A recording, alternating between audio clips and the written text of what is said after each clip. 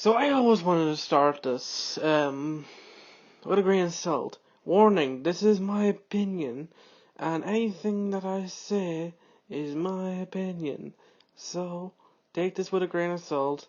If you agree or disagree with my rulings, it's okay.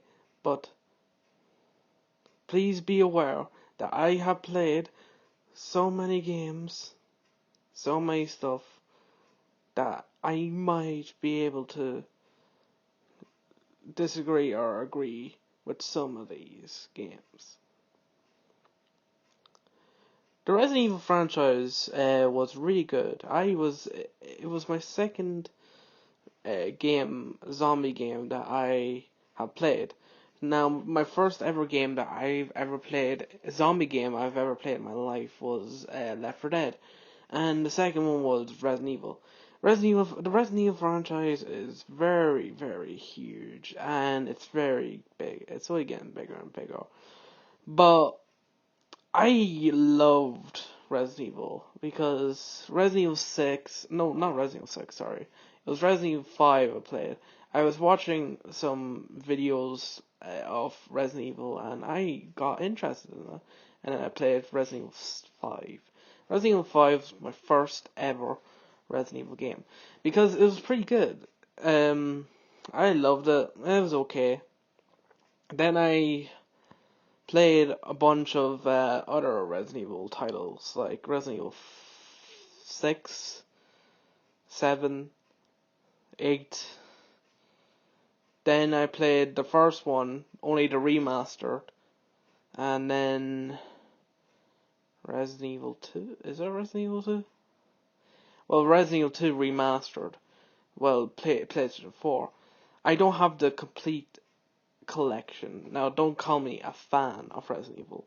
I am not a fan of Resident Evil, but I did watch all the live action and the animation one, the animation movie with Leon and all that stuff. I watched that, and I was going to play Raccoon City as well. I got it, and I remember playing it on Xbox or PlayStation 3. I remember playing it, and it was bad. I didn't like it. I just didn't like it. But anyway, let's start from the Resident Evil 7. Now, ever since I played Resident Evil 6, I have been addicted to Resident Evil. But then it just stopped. I was like, oh, whatever. I just didn't care about it. And Capcom made so many good games. Then PS4 came along. And then I played PS4.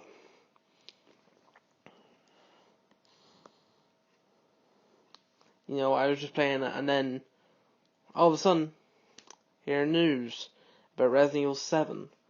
And then I got it, and I played it. It was good. Then I got PS5, Resident Evil 8, you know what I mean? So, let me go to the future now. This is now. And I'm going to discuss Resident Evil 8 versus Resident Evil 7.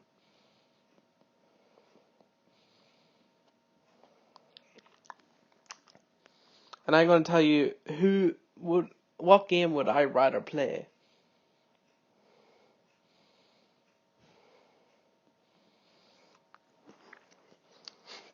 Right, let's go to Resident Evil 8.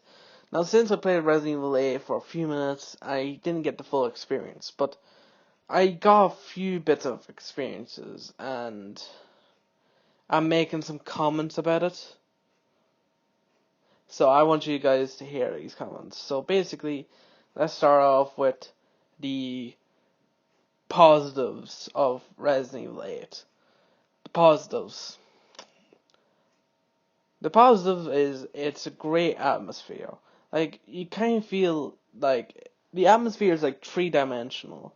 It's kind of like open range. You can hear a bunch of things.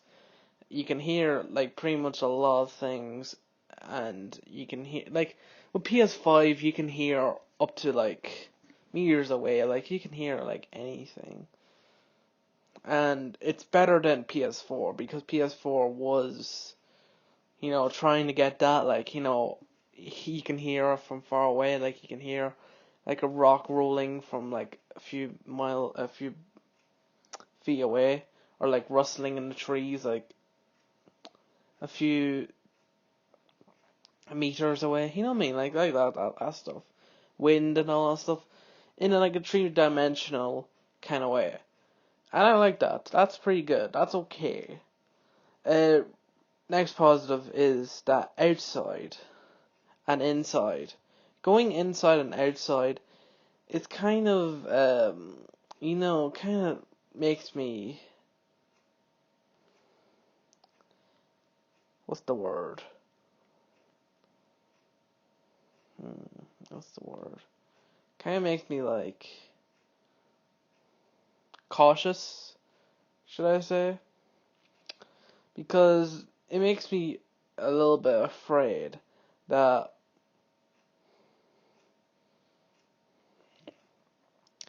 anything could happen. Anything. And it's kind of eerie. Kind of eerie atmosphere, outside and inside. And the next advantage would be that you have likable characters like Lady Demonstress, Van Helsing, or what's his name? Hagen? What? Volkswagen? Volkswagen! Something like that. And the doll and everything. Resident Evil 8 has likable characters. And the zombies are okay, but it doesn't explain the story pretty well. That's the disadvantages. Here's the disadvantages. It's not scary. Even with these limitations, even with these like limitless space, it's not scary. There's like no jump scares that actually go full force into your face. They're not really that scary. Like, you can expect them from far away. Like, at the first instance, you're literally walking through a crow's patch and you're like this. Oh, great, one of them's gonna be awake. And then, as right as when you say that, it's just like, it scares you. And you notice it, and so since you notice it, it's not gonna scare you. Same with the bodies in the basement. Now, the bodies in the basement could have been a scary outlook, but the joy of the jump scare is not expecting it. Because when you lift the head, you're expecting a jump scare. Oh, look, it's gonna happen. It's gonna happen. And then it happens. And then you're gonna go, oh, that's not scary at all. I was kind of expecting that. I think the way that they should have done it is when you land in the basement and you lift the head, it's the head of the person who was dead, like who pointed the shotgun at you. And then right as you lift their head, they become a zombie or a vampire, or the zombie attacks you, and that'd be cool. And that'll scare you because it's physical. What Resident Evil 7 did is that it went right in your face. Like, yeah, it's not scary nowadays. Like, you're expecting it. But when the game was first introduced and when the game was first there, you're scared because you got scared. And that's because it physically went into your face. It physically was like right up against the screen. Resident Evil 8, it's like 5 feet away. With Resident Evil 8, they're like 5 feet away from you. What is this, COVID? No, go full force, go full hammer. It's not gonna, like, jump scares are made to be physical. Jump scares in horror games and horror movies aren't scary because they aren't going to physical. They aren't going to up against the camera. They're not going up to the camera and scaring people. Like, I went to every single horror movie ever, and there's no scares. There's literally no one is scared of jump scares because they're expecting it. But when one jump scare that is literally right up against the camera, everyone in the whole audience got scared. The reason why people are getting scared in trailers and all that stuff, like you see in movies, you see people getting scared in the cinema, that's because they're getting paid to do that shit. They're getting paid to get scared. They're not realistically getting scared. Because when you watch that jump scare, you're not gonna get scared because you're gonna notice it. You're gonna go like, oh, there's a jump scare there.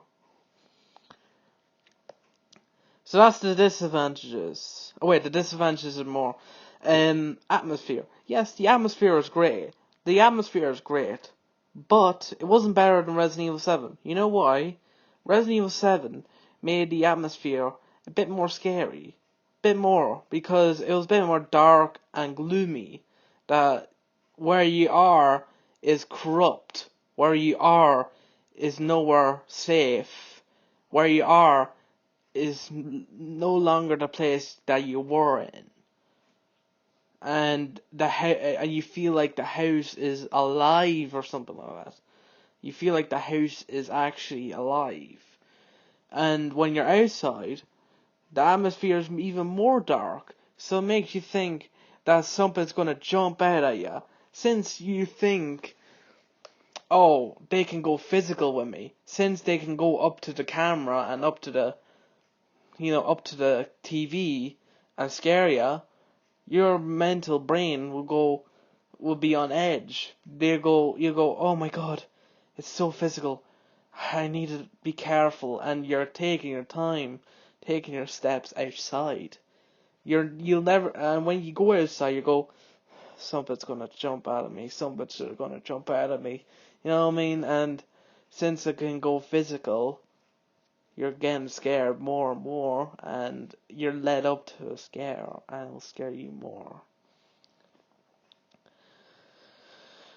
With likable characters, yes, there is likable characters in Resident Evil, but in Resident Evil 7, you have sympathy for those characters. Jack Baker and all that stuff didn't actually really want to kill anyone, and all the Baker's families were all innocent. They're all normal people like you and me. They were all people that just wanted to be normal and want to be like cool, and they were nice people. They were like your neighbors that would give you anything you wanted. Like let's say like they were nice neighbors. Like they were nice people. They weren't corrupt, but when they invited the entity, just this little girl that infected them with their minds, it just feels sick. Like, think about it. Would you like it if someone controlled you in a way and you can't do anything about it, and you can only rely on someone to help you and to save you from the curse?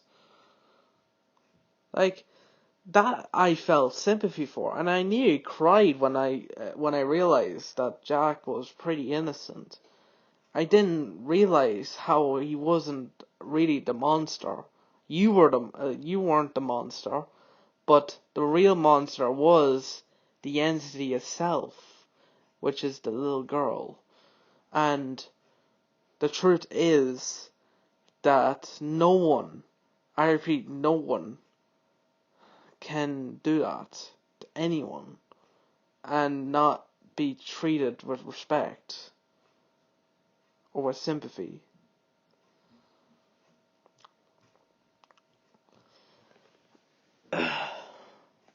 And Resident Evil 7, the reason why I like that is because, well, let me just counter argument with my outside and inside atmosphere. Yes, Resident Evil 8 does put you on edge a little bit, but it doesn't really put you on edge like Resident Evil 7 did. Resident Evil 7, you had Jack Baker going around the house, going upstairs and downstairs, following you everywhere. Even if you shot him down, he'd still come after you. He'd still come back and come after you. it kind of made me felt like Halloween when Laurie Strode shot Michael Myers in the head and all that stuff. And he rises up and gets shot. Even though he gets shot, he's like an unstoppable force that can't be reasoned with. And I kind of like that because it keeps you on edge. It keeps you thinking, or Jack's going to be around this corner, or Jack's going to break through this wall, and all that stuff. Because Jack is an unstoppable force that can't be reasoned with, because he was controlled. And even if you go to the basement, even if you think, oh, I'm safe, Jack Baker can't get me, there's monsters in the basement as well, that respawn every time. So, you had to keep watch of your ammo. You had to keep ammo consumptions, because it's a waste of ammo shooting Jack and shooting the monsters in the basement, because the ammo consumption. In Resident Evil 8, you get so much ammo that for your pistol that you might as well be a bank vault full of fucking handgun ammo. No offense to Duke, but I kind of felt like with Resident Evil 7, you had to get these coins, these just 7 coins, and you had to find them because they're hidden. But this one is just a merchant. Like, I understand, yeah, a merchant would work, because in Resident Evil 4, a merchant was in there, and I understand that, but I kind of like Resident Evil 7's kind of work a little bit, with the merchant idea, which is like, you had to deposit money in it, and you have to find those coins. But I kind of like Resident Evil 8's merchant as well, but I just can't know which one it is. Now, Resident Evil 8's puzzles are really hard, really difficult. They are extremely hard. But Resident Evil 7's puzzles is extremely hard as well. Not just that, the Misery DLC, which you have to lay in the bed and, well, one of the bakers are, trying to feed you and trying to make you one of them. You have to, like, escape without her knowing, and whenever she says, "What's going on up there?" you have to reset everything, and you have to put the clamp on, because if you don't do that, she'll kill you. It kind of reminds me of Misery from that movie Misery, Stephen King, because it is. Resident Evil 7 makes so much references, and you don't even know it. And I like that. And the 21 card game reminds me of Saw. They're making still references to these horror movies because they're paying tribute to these horror movies, and they're making these movies aware. Like, Jack Baker is an unstoppable force. You can think of Michael Myers, Jason Voorhees, Freddy Krueger, Leatherface, anyone, because he is an unstoppable force that can't be reasoned with. And I like that. Resident Evil 7 and Resident Evil 8, yes, they have likable characters. You'll like these characters. But the characters are a bit dull when you do that. When you have likable characters, all you'll get is likable fan base, and the fan base will like them. Yes, I understand, I like them.